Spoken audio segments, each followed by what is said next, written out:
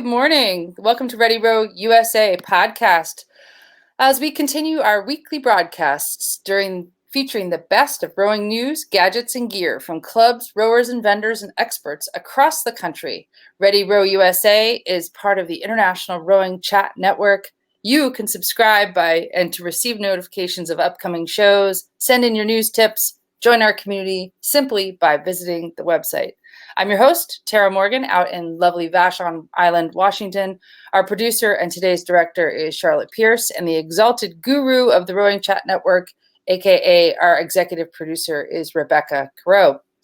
Today, we're talking about the thrilling racing by future Masters rowers. I mean, the top youth rowers of the nation who went head-to-head in the 25th annual U.S. Rowing Nationals, Youth Nationals at Nathan Benderson Park in Florida, and the recent NCAA and IRA competitions in California and Indianapolis, respectively. But first, we'd like to mention our fabulous sponsors who make this podcast possible. First, we have Just Strong. Be sure to use that coupon code at the bottom of the screen to get a discount on some gear. Next, we have Mind Games. You can get a personally signed, a dedicated copy of the book by ordering it directly from Bloomsbury. And Rose and Thorn Active Bras, keeping it in the boat. Okay, today with us is to discuss the collegiate and the youth scene is Drew Tennant, assistant heavyweight coach at Cornell. Hi, Drew. How are you doing? I'm doing great. Glad to be on the show. Thanks. And although Alabama coach Glenn Petray wasn't able to join us live, he had a conversation with our producer, Charlotte, yesterday about this month's collegiate and youth competitions. And we're going to roll a little bit of video here before we chat.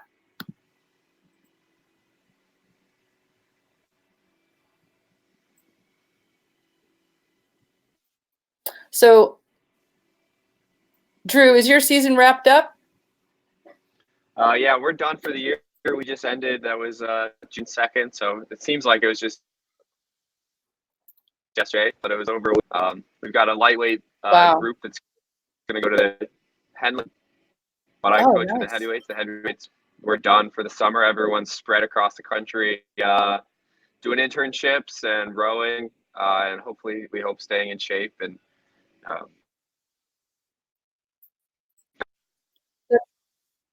so we get to enjoy the summer by traveling around and doing recruiting visits.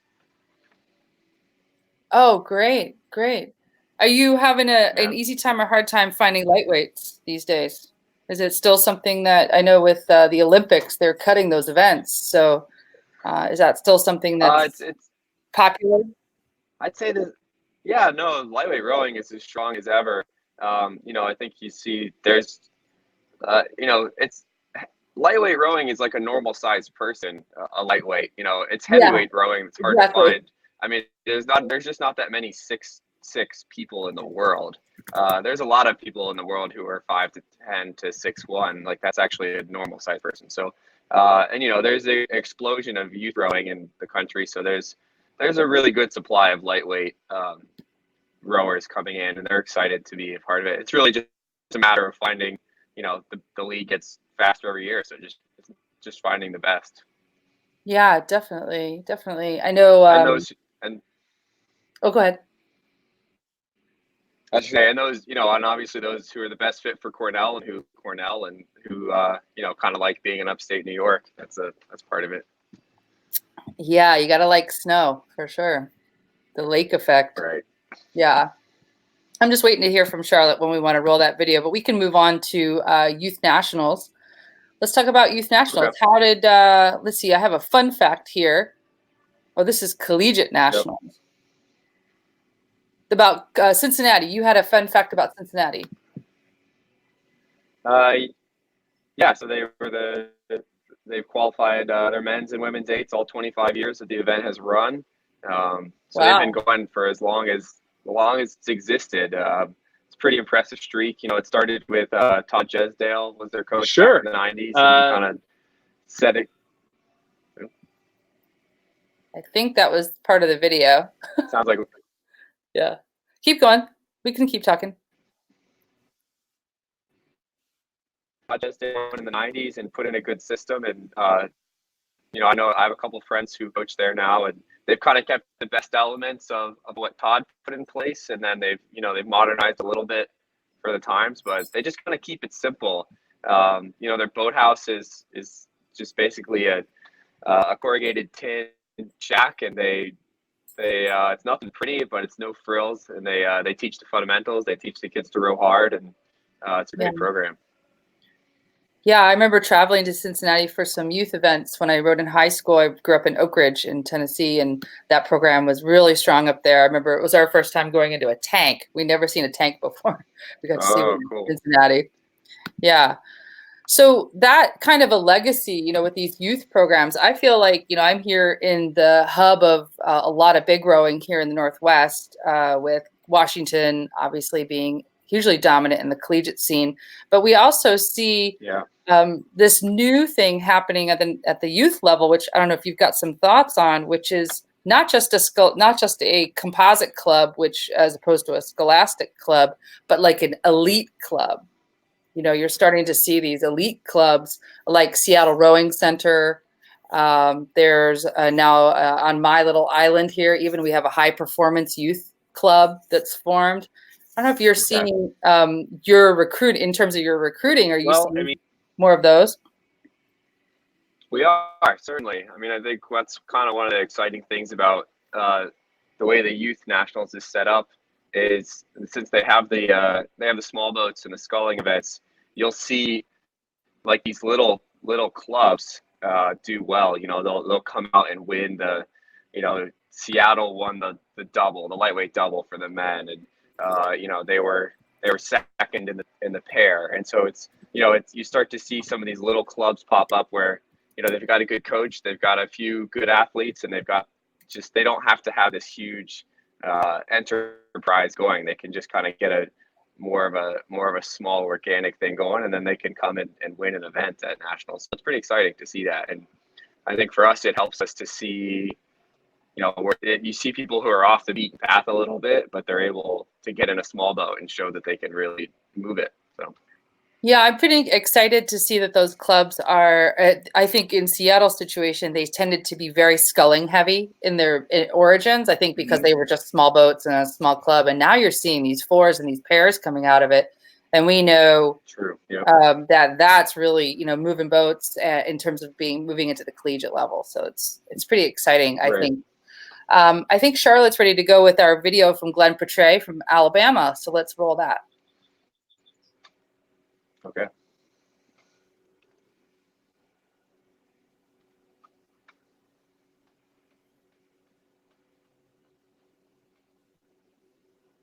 Okay.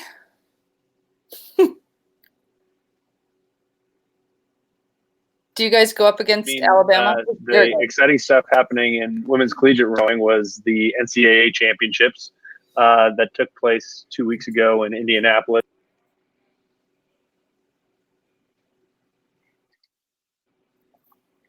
Looks like it's just buffering a bit. I can see him talking. I'm just not hearing anything come out yet.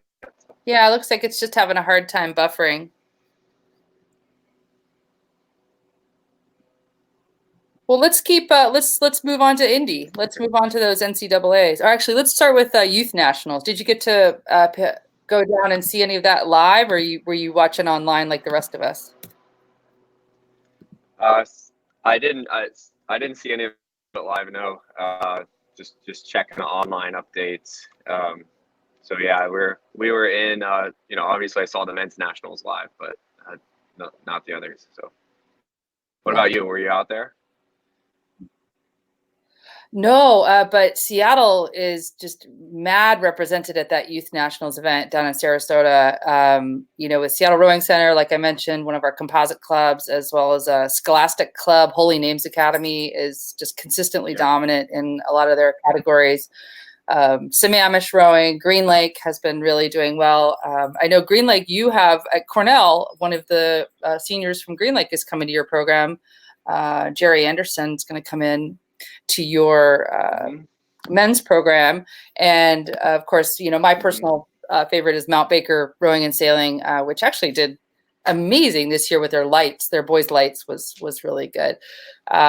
We see in that event these very talented, very trained youth coming up in the clubs. And I was really excited about the girls single. I know you mentioned that in your notes with Cassandra Reed. Yep. Yeah, I met her briefly when I was coaching at CRI, and she was looking at coming into CRI, decided that wasn't the right fit for with West Cambridge, and that ended up being the right move. Obviously her and Coach Mark have figured out the combination to go 2 years in a row, winning by, I think, 9 seconds. So pretty much a dominant performance there. That's awesome. Yeah, and we saw again a great performance by Row America Rye. What they're doing. Oh man. Yeah, very tough, very strong. I've hung out with kind of a breakout year for them, winning the 8, and then having the 4 in the finals, and they also had a second 8 qualify. Also was that 20 guys qualify, and a lot of those guys are juniors. They've got a lot of underclassmen who are gonna be back next year. So you're kind of like, one this year, they're going to be even better next year. Yeah, that's very exciting. And we are always looking at Saugatuck. They're always a strong club. When I talk to other juniors coaches, it seems like every year there's one club that chooses a training regimen. And I don't know if you've seen this, like with the Michigan, the Wolverine plan, for instance. They become these sort of famous training plans. And I know that Saugatuck, about 3 years ago, everybody was doing what Saugatuck was doing in terms of their training plan. When the kids were moving into CrossFit, like that's a big deal. When those, juniors club program starts hiring personal trainers, hiring athletic trainers, having massage and PT on staff. And we were getting into it at that point. Obviously those are more well-heeled clubs, if you will. Oh yeah. But what do you think is the new sort of training regimen that's been really popular with these high school level kids? Like, are they doing heavy lifting? Are they doing, even on the girls' side? Two big things in the last couple of years. You've seen people start lifting weights much more consistently. So, I know for the college level, when I was rowing, we were all learning to lift in college, and it was pretty new to us. And now most people come in with some sort of lifting background, and they've had a pretty good weight training, especially the top clubs. They're training pretty well in high school. They're much stronger than they were a couple of years ago. So that's a big thing. And then I think a lot of the teams are doing more volume. High school teams now are as volume as college teams were 15 years ago. Kids are getting up before school and going on runs, or they're sitting on the erg in the basement. And at a school where the high school coach, they'd go out and do 24K every Saturday morning, and that's kind of on the water. In doubles program. They go what? Okay, 24K. So I said I was amazed, but that's the level of, I think the high school level is these big clubs, these really successful clubs, they're training almost at a collegiate level in high school. So that's the big thing you've seen. Yeah, I think there's just a lot more good coaches.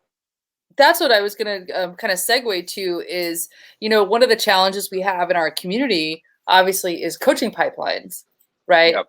And whether you see, a kid from one program go off to a college program and then come back and coach for their high school program, or come back and coach for their hometown club or something like that. And they're bringing in, like right now here on Vashon, we have Maya Craw, who just rode 4 years at San Diego and is just a powerhouse when it comes to the 8s and powerhouse when it comes to sweep. And she's a CrossFit coach, and she just brings this whole skill set. And she's a native of this tiny little town. So, hi guys. Nice. Yeah, you got some of the athletes coming in the back. So what do you think? Go ahead. Oh, I was just going to say, what do you think, we really need to be thinking about with these coaching pipelines? Because I know there's a conversation that happens a lot with women becoming collegiate coaches or high-level coaches, where that pipeline hasn't been as strong. Do you think it starts in the juniors world, or can you imagine? I've also seen that coxswains are making their way as coaches now, which is pretty interesting, and I think they make some great coaches. Yeah, I've had a lot of good coaches who came from coxing. That's kind of a little bit of the job, is to so that's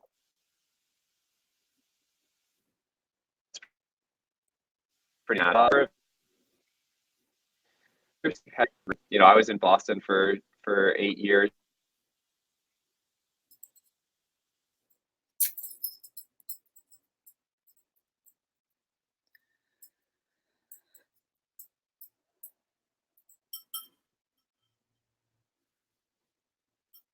So I'm not sure if we still have Drew with us, but I'm gonna just go on and talk about NCAA. So hopefully Drew can come back to us. I'm going to talk about the NCAAs. This year in the Pac-12, we had 3 teams in the top 6. Texas climbing another step closer to the title with second place finish. Dave O'Neill down in Texas is doing a great job, and Texas is truly dominating. I got the experience of watching Texas at the Cyras in Oak Ridge in the end of April, and was really impressed with how just consistent their stroke sequence is and how powerful those girls just move a boat.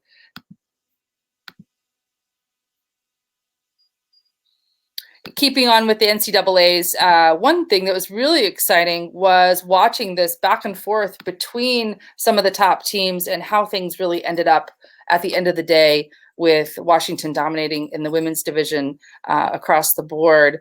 It was really fun to watch this back and forth, literally on the course, with teams coming from pretty far behind. In the 1v8, Washington was in 6th place until the 250 to go mark, and really just hammered it home. It was they say it was one of the closest finishes in NCAA history, with almost all 6 boats just crossing the line within seconds of each other. Of course, being here in Washington State, go Dogs. It's definitely fun to see the hometown team take it all the way. But I'm really excited about Texas. I know they did really well at San Diego as well, and continue to just have a really strong program in their 5th year with Dave. So in terms of the IRAs, we're really looking at this heavyweight powerhouses of Yale and Washington, Harvard, Cornell Lights making the A. They didn't make the A final at Eastern Sprints, but they got their redemption at IRAs. And then with Navy and Stanford Lights doing a great job with that. So today we're just kind of going over some really fun opportunities for people to talk about collegiate rowing. We'd love to open up the conversation to you and find out what you're interested in terms of collegiate. Oh, hi, Drew. There you are. Hi. I'm back in. Yeah. So it looks like I'm back. So I missed whatever's going on. I was actually just wanting to ask you about just a real quick wrap up of the men's events out in California. I was obsessed, of course, with the NCAAs and watching the Texas Washington rivalry happening there between the heats and the finals. So how was IRAs? Give me a scoop for IRAs for the men. I missed the end of that. It broke up, but I think you asked me to talk a little about IRAs. Is that correct? Yeah. Okay. As we're looking at it, it's like a real battle of just powerhouse programs. Yale winning their 3rd straight. Yale, Washington, Harvard took in the top 3 8s. California was the only other school even to take a medal. Princeton got a medal in the 4, but again, it was I think it was Washington won the 4. In the men's league, it's become similar to the women's league. It's become almost an elite level of rowing. Some of these 8s would be competitive, at the World Cup. So it just gets faster and faster every year, and more intense. Obviously we were happy to see our lightweights come back. They had a great regular season. They had a sprint and make the final, and then it was just pure joy to see them leading the IRA the whole way down in the final, and then to edge out Princeton. So that was very cool to see that. That looks awesome. Excited for those guys. Yeah. And are they all, they still have a couple years to go, some of your guys? They've got a mix. They got some younger guys in there. They've got a couple seniors. So guys had a really good JV as well for the lightweights. You know, they didn't race at the IRAs, but they won the sprints, and that 4 freshmen in that boat. So definitely one for the future as well. But yeah, there's I think the IRA is kind of the opposite of the youth nationals. You're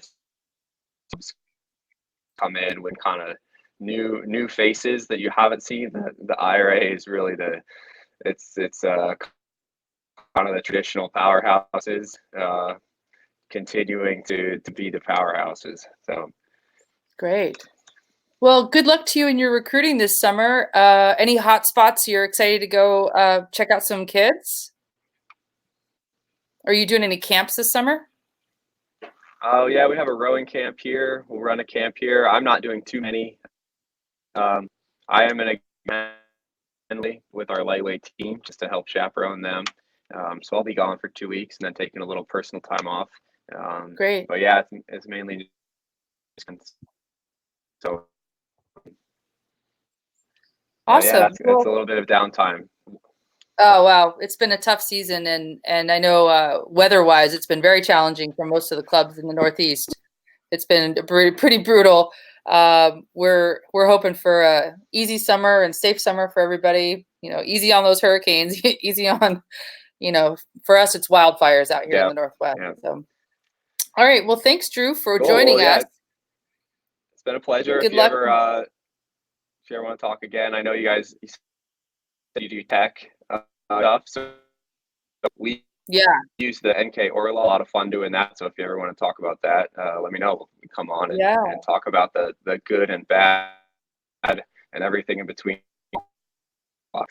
Great. I'd love to know more about that. So, one of the big things that we love to talk about is gadgets and gear. And I think, things like drones and the smart oarlocks and stuff like that. And some of the new blade designs, we're definitely interested as people put their orders in, for the fall season. So, speaking of that, if you have favorite rowing tips, tricks, hacks, gadgets, websites, gifts, or gear, you can send us a link through our website and include a photo or a link. We love to give a shout out to some of the stuff that may not be on the mainstream in terms of gear and gadgets, and also send us your club news. So our regular contributors are Mark Wilson, the longtime coach who runs the All-American Rowing Camp in DeLand, Florida, and myself, Tara Morgan. To win our prize for today, go ahead and give us a shout out on your social media with the hashtag RRUSA Youth. We're really doing a focus today on our up and coming kids. And that's it. Thanks so much. Have a great weekend, everyone.